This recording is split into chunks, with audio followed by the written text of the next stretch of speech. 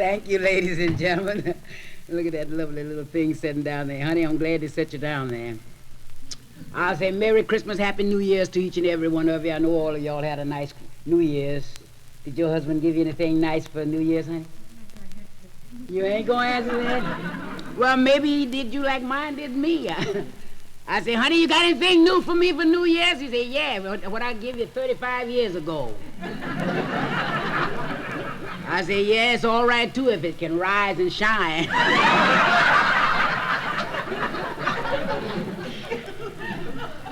These damn things are something else. But I went back east for my holidays. Boy, I had myself a trip. And everybody back there is crazy. Them things back there is worse than these out here. They even got the women doing it. Ain't that a damn shame? Everybody trying to go out and orbit. Everybody trying to get in space. The women, they all talking politics. Old Khrushchev, he talking about peace. He want a piece of Cuba, and he don't want none of the United States. Because the girls don't kick the can right. They kick straight up instead of kicking open. So everybody trying to get in outer space, and I know the reason why. They just found out that the sun was queer. It went down on the moon. The minute I got off the train, I walked down the street here. I met a bunch of women. They was all running around there talking about politics, inviting me to one of their political meetings. I went to one. Got out of that one, they invited me to another. When I got in there, they said to me, look, tell us what's happening out west. We want you to tell us what to do. I said, you want me to tell you what to do? Yes, that's what we want you to do. So I got up there and I told them, I said, I ain't gonna tell you like Miss Eleanor Dewey Jackson Max Snob, what she said at her political club. I said, I want all you wives, mothers, and sisters, old maids, and all you hip twisters. Stop all your gossip and listen to me. Now, this is what we got to do to win democracy. Say, girls, get out and hustle.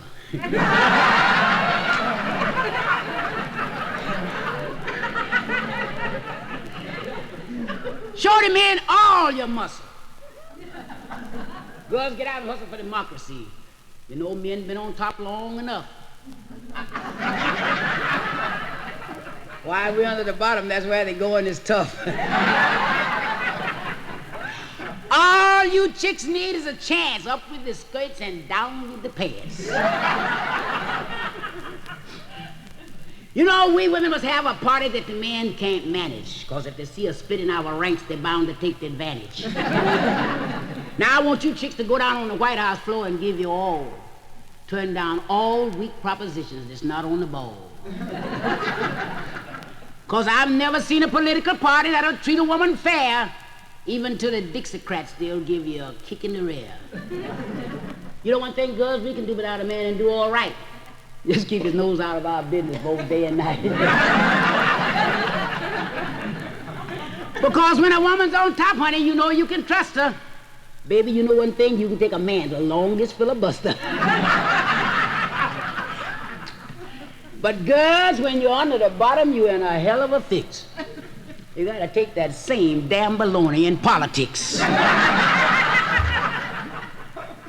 Say, take my advice, now get out and hustle. You just hustle to the west and you hustle to the east. You just hustle until you get an everlasting peace. One old sister, before I could get off the doggone stand, she said, well, listen, this is one thing what I want to know. Says, if they vote the country dry, say, how would you vote? What kind of plank would you straddle? A dry one or a wet one? I said, hell, any kind of plank I straddle is going to be wet.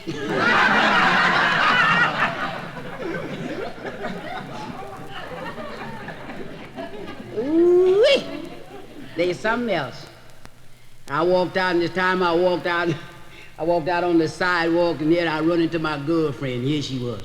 One of my old-time friends. I hadn't been back there in a long time. Last time I seen her, she'd been married about 5 or 6 times.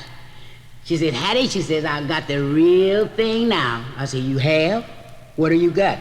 She said, oh, I'm married to an officer. I said, an officer? You know what I thought that chick meant? I thought she was married to somebody in the army or something like that. She told me, no, honey, I got me a policeman. I said, what? Ain't this a damn shame now she gonna start to kissing dicks for the rest of us?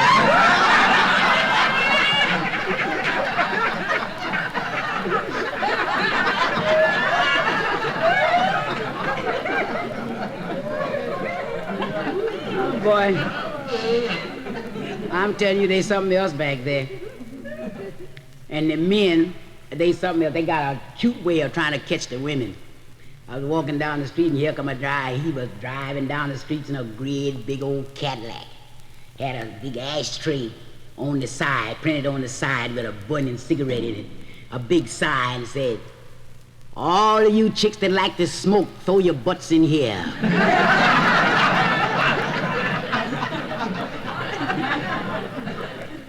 Ain't that a damn shame? They something else. And I walked on down the street a little further, and there was a poor little old guy, one of the jalopies. But he was all right, though. He was young, cute. Oh, he was a good honey. He kind of reminded me of you know what I mean? He had one of those jalopies in there. He had a little hen chasing a great big worm. Right on the top, he had a sign that said, "All of you chicks that like big worms, here's your chance." Damn, if that wasn't the coldest ground I ever felt in my life.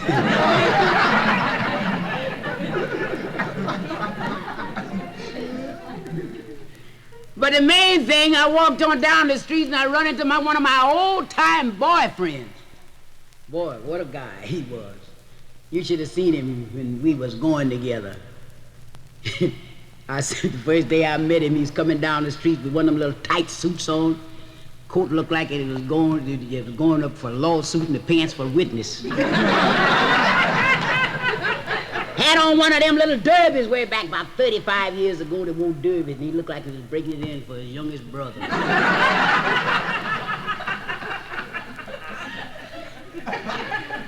And I was carried away with him, and he's carried away with me, and them pants was fitting him tight, and I looked at them pants, I said, "God, dog, I wonder if them pants telling the truth, nothing but the truth, so help me."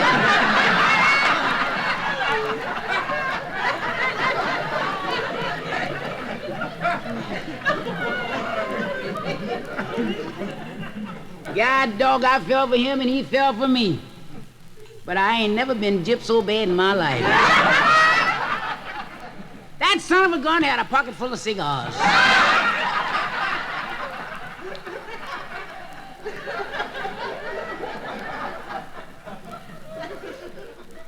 Come telling me, Hattie, say, you know, a long time ago when we used to go together, says, oh, we were young then, says, well, that's been about 35 years ago. I said, yeah, that's right. You should have seen us both then. Of course, you look at me now, you should have seen me then and seen him. I had a apartment in front and he had a flat behind.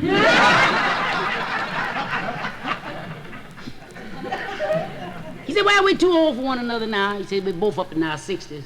I said, oh, yeah, you sure hit the nail there, Daddy. We're both in our 60s. He said, yeah, but honey, he says, I got me a 20-year-old gal. I said, yeah, that's good. I got me a 20-year-old boy. But I had news for him. 20 can go into 60 more often than 60 can go into 20.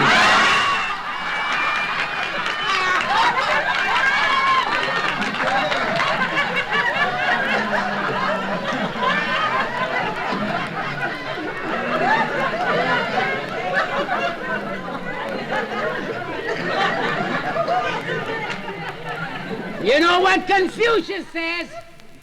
It ain't the apple on the tree that creates sin, it's the pear on the ground.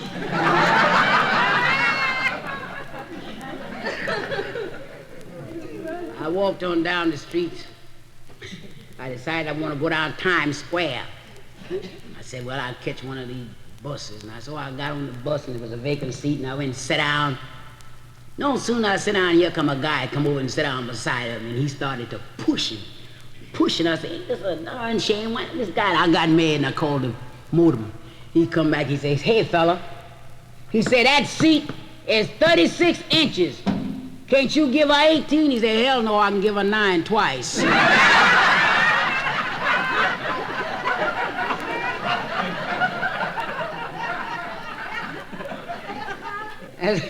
When I got on Times Square, they had one of them great big parades down there with them guys, you know, I think what they call them, Scotch. They play them magpipes. And they have them little kilts on, you know. So here's a chick, she never seen nobody with one of them things on. So these two guys come strutting down the street after the parade was over, and they had them things over his shoulders. And she rushed up to him. She said, you know one thing? I've always wanted to know what was up under one of them things. He said, take a peek. She jumped down and she looked. He said, ooh, how gruesome. He said, take another look, it grew some more.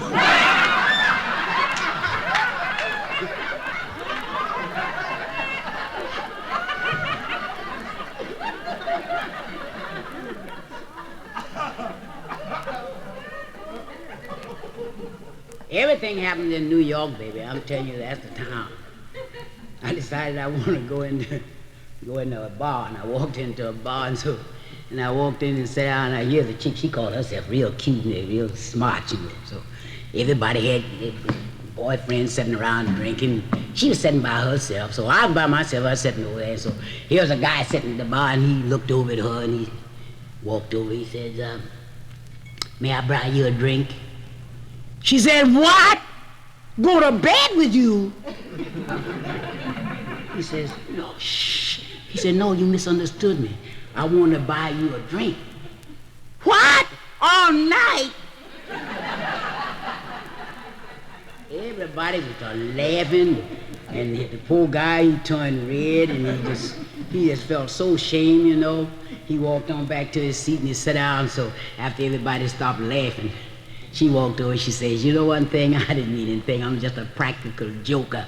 He said, what? $50?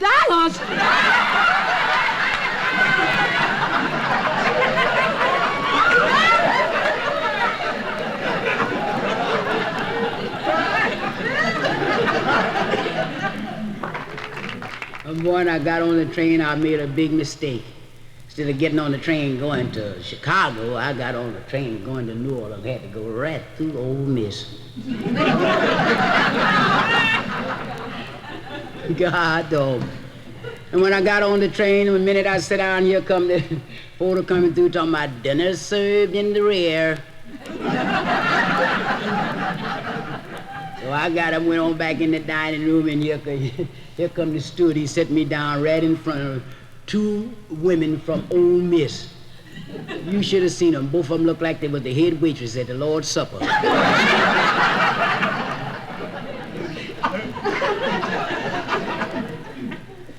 The waiter walked up, he said, what do you two ladies have? And she looked at the young lady and looked at her. She said, well, says, I want some fried chicken on white toast. I want a baked white potato.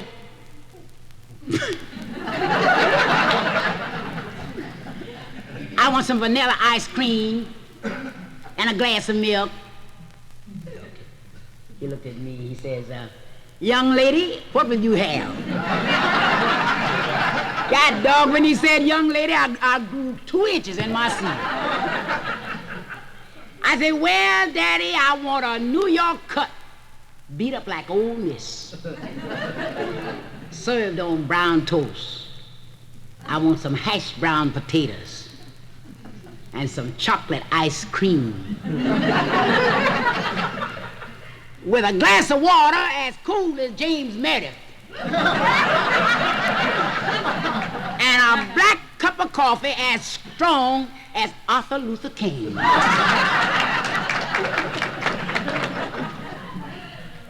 I said, how am I done? He said, baby, you come on like Gangbusters. I said, yeah, honey, and I'm going off like We the People.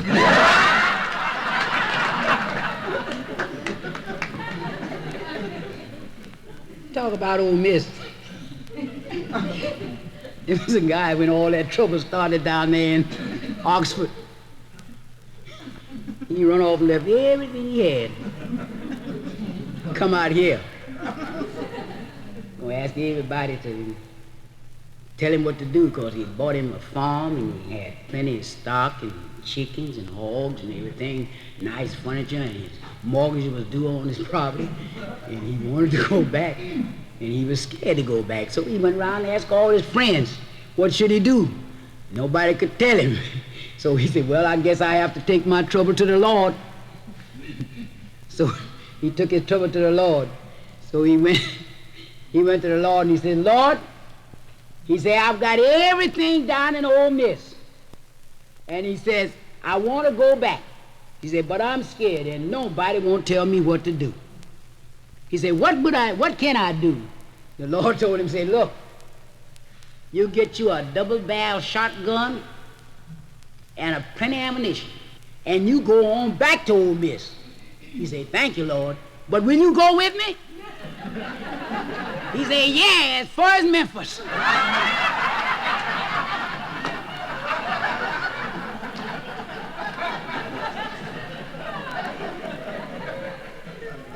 I'm telling you, them people down there, and everything's crazy down there. And Ole Miss, God dog it. The country dog met the city dog, and the country dog said woof. And the city dog said ow, and they damned if they didn't hang up.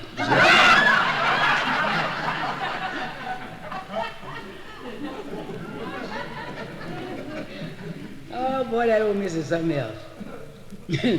Down there, and they don't call them up because they end up in Virginia. They say in the Blue Ridge Mountain of Virginia, but down there in Ole Miss, they call it out on the prairie. Out on the prairie, them people out there, they don't. Young boys like these, they don't put no clothes on until they get way up in their 20s. You got to be a certain age before they put any clothes on you. The girls, they run around in their little panties till they get a certain age. So one great big family had about 10 kids. The oldest one was a boy. So they don't never serve, you know. They have a big old long table longer than this. And everybody, if whatever you want, you just reach for it. And you get, you know, snatch and grab. No, ain't no passing, nothing like that. You just get what you want. So our dog, this evening they were sitting down there having dinner. And the youngest boy was at the end of the table. And so he wanted some bread. He didn't ask nobody that's passing the bread. He just stood up and reached over like that and got his bread. The oldest boy looked at him. He said, Ma, say, just about how old is Willie about now?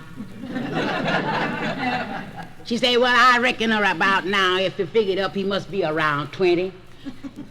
He said, don't you think it's just about time you put some clothes on him? She said, well, I guess if you figured up, it is about time he'd have on some clothes. He said, about time. Said, did you see what he drug through that gravy?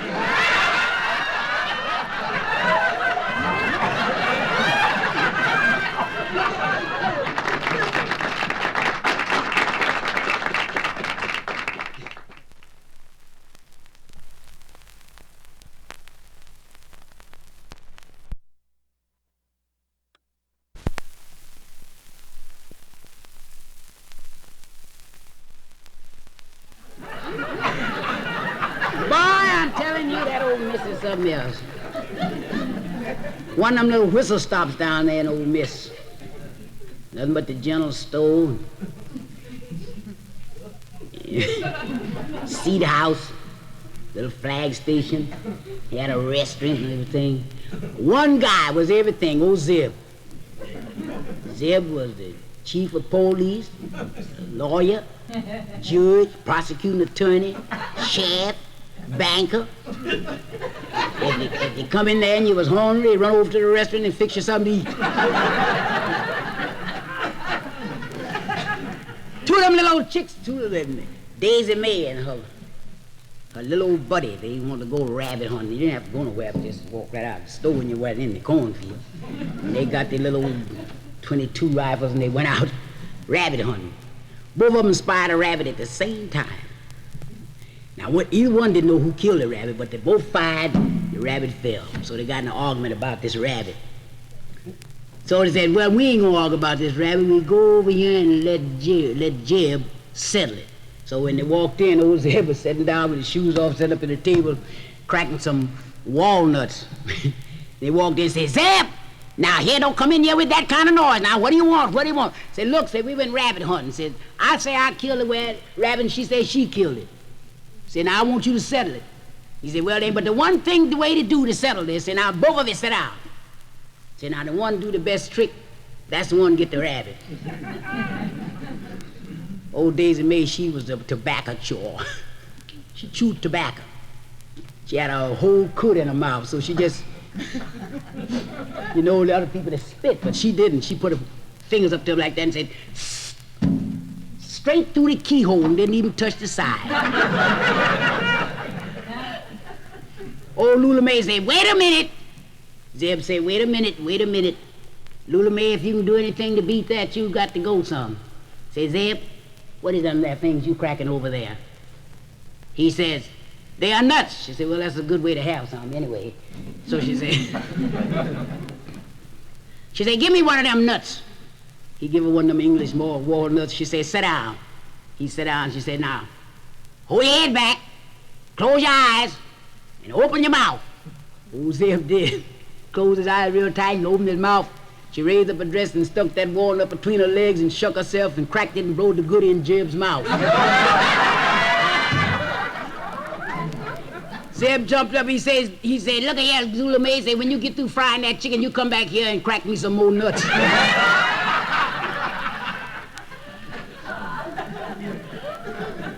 I'm telling you, them film country people is something else. Like here was one of them little city guys, he was gonna go out in the country and show some of them country boys up. He had one of them old 1914 Henry Ford's old car. Thing wouldn't go over 15 miles an hour. At the time they was selling, they'd pay $300 and get you any kind you want. So he got in this doggone thing and he's going out in the country, he's gonna be smart. Here's an old farmer and his wife and his daughter and a couple of boys sitting out on the porch, and over across the road there was a barn and a haystack and a bull over there in the pasture. So this guy rushed up in front of this farmer's house and he jumped out. He said, "My God," he said, "you know one doggone thing?" He said, "This thing was doing 40 miles an hour. Don't you think that's fast?" The farmer looked at him, he said, "Pachoo." He said, "You see that bull over there?" He said, "Yeah." He said, "Yeah." He said, "A bee stung him on his tail. He went around that haystack so fast he spit in his own face."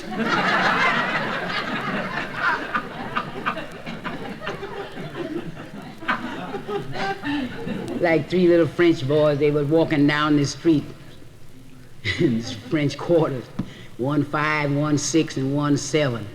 Little 5-year-old boy, he run up to the window and he peeped. He said, "Oh, fellas, come here and let me show you something. Look at that man, that woman making love."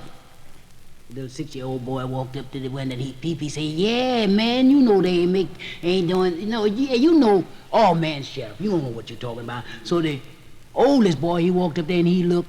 He said, "Yeah, man, they're making love and they're doing it badly, too."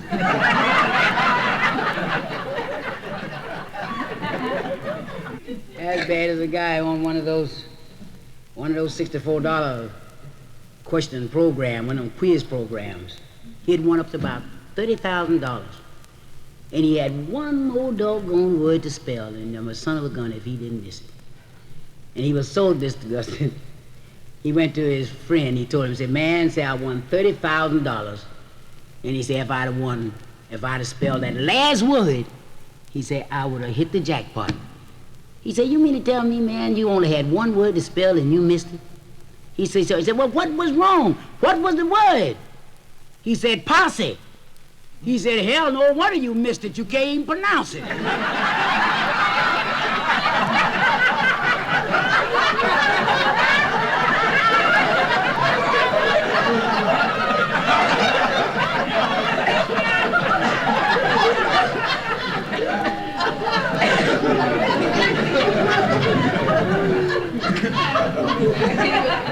Yeah, you know that. You know what Confucius says? Attacking the chair is no good, but a screw in the bed is good. Confucius is something else. That's like this guy was walking down the street and he met a chick. She said to him, she says, "You want to have a good time?" She said, "Yes, I'd like to have a good time." So he followed on up to her room. And he got up there. She was beautiful, blonde and everything. You know, excuse me, lady, I'm just saying blonde. You know. God, dog. When she got up there and everything, he said, "How much you want?" She said, $100. He said, $100? I ain't never give no chick $100 in my life. She said, "Well, if you give me $100, I'll give you a trip around the world. He said, I tell you, I'll give you $20 and you drop me off in San Diego.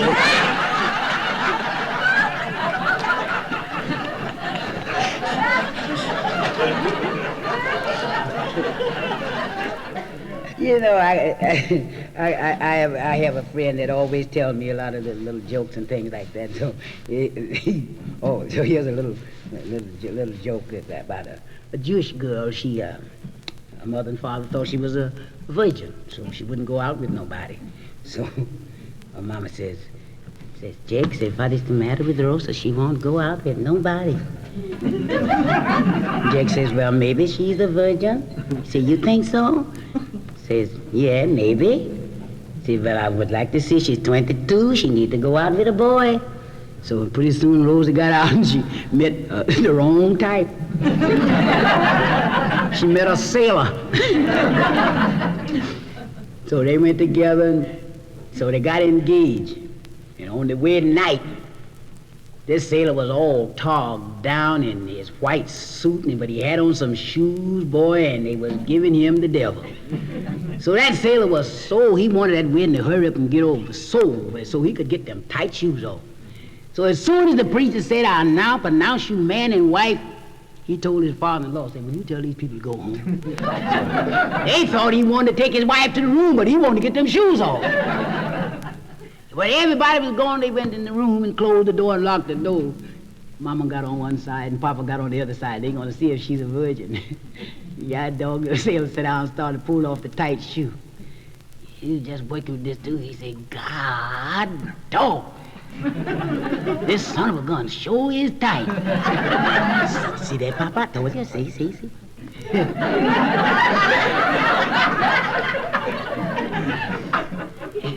Now, when he got it all, he said, that feel good. Mama and Papa stood up there and shook their head like that. So pretty soon, he started pulling off the other one. He said, God damn, this son of a gun is tighter than the other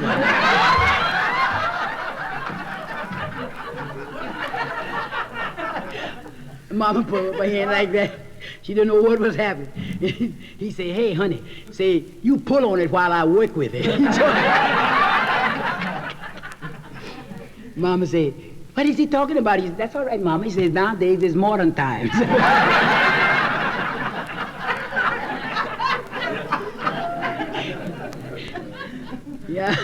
Yeah, dog.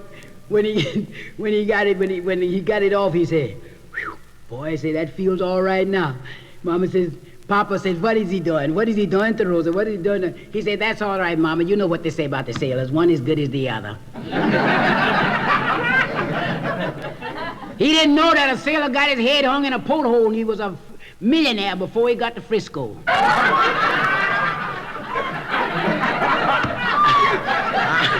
I'll wait.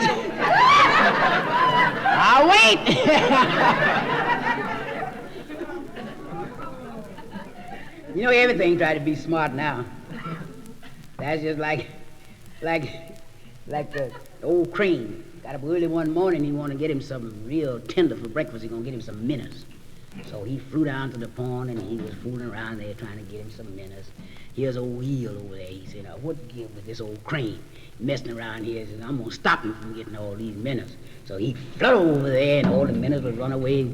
The crane would say, this old Eel thinks he's sticks, so I'll fix him. The next time the old crane come back, the eel grabbed him and swallowed him, shot right straight on out the back. Crane said, oh, you slick son of a gun. Say, I'll fix you next time. Crane kept right on pecking at the minnows. So pretty soon the old eel come flooding around there.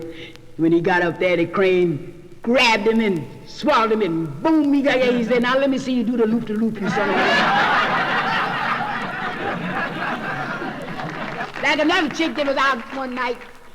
She had one of them houses of ill repute. So she was going to out trying to, catch up on a little bread. So she run into everybody, passed her up. So she met a Chinaman. She said, you like to have some fun? She said, yeah, me like it. She said, come on, go to my house. She said, You go to my house. She went to the Chinaman's house. He went in, turned the lights on. They got in the room, he cut the lights out. You know, they got in the bed, jumped out of the bed, run to the window, did like that, took a deep breath, run back, under the bed, come out on the other side of the bed, in the bed, out the bed, to the window, take a deep breath, run back, under the bed, come out from under the bed, on top. He did that for about 15 minutes. The chick said, what the hell give with this damn Chinaman? And she turned the light on and she looked into there. There was 15 Chinamans under that bed.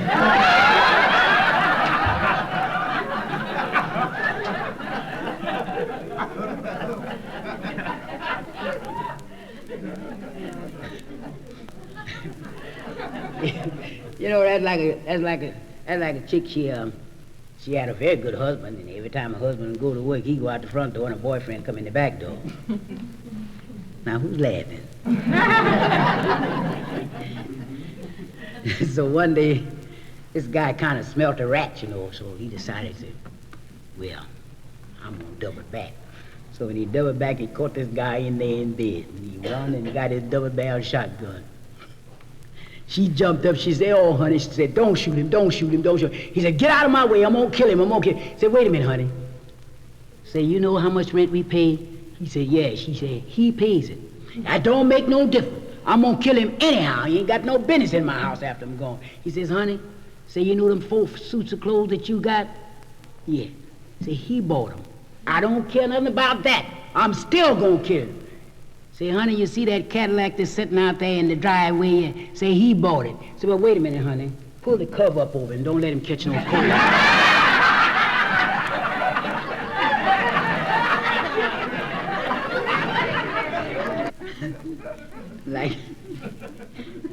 like 2 guys used to go out looking for a job every day. They go out looking for a job. So last one day, they went out, and one of the guys found a job. He found a job hauling coal. So he went on the job. The boss told him his first day out. He said, now, I want you to take a load of hard coal to the west side and a half a ton of soft coal to the east side. So he loaded his hard coal on, put on his soft coal, he tore out. He got to the east side, he unloaded his soft coal, tore out to the west side. He got to the west side, this woman was out in the yard washing. She was hanging up her clothes. He said, hey lady, will you please, ma'am, raise your clothes so I can put the chute down in the basement and unload this coal? She kept right on this like she didn't even hear him. He said, lady, will you please, ma'am, will you raise your clothes and let me put this coal in? She kept right on this like she didn't even hear him. He got mad and he run to the telephone and he called his boss. His boss said, now what is it? He said, say, boss, I got my soft off and my hard on and the woman won't raise her clothes and let me put it in.